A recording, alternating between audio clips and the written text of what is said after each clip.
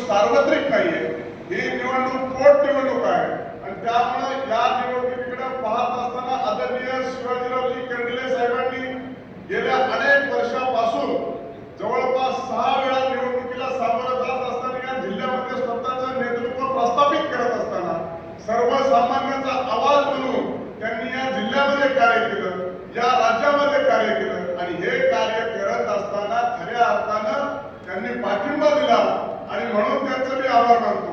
परंतु अजूनही वेळ गेली नाही. 23 तारखेच्या पर्यंत पुन्हा एकदा मला अपेक्षा आहे की त्यांनी आता जरा फॉर्म न भरता पाठिंबा दिलाच आहे तर अधिकृतरित्या या निवडणुकीसाठी देखील पाठिंबा दिला पाहिजे अशा प्रकारची आम्ही इच्छा व्यक्त करतो. माननीय पालकमंत्री आणि प्रदेश अध्यक्ष आहेतच, ऑलरेडी त्यांना भेटलेलेच आहे. परंतु हे सर्व करत असताना आपल्याला शेवटी सोबत काम झाल्याच्या नंतर बरं वाटतं. परंतु ही बरं वाटण्यासाठी निवडणूक नाही, खऱ्या अर्थानं ग्राउंड लेवलवरती जाऊन काम करण्याची ही निवडणूक आहे. आणि म्हणून राज्यात आणि देशात सरकारच्या माध्यमातून प्रश्न सुटणार आहे.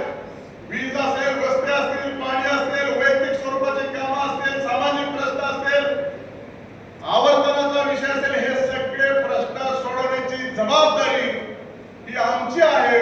राज्य सरकार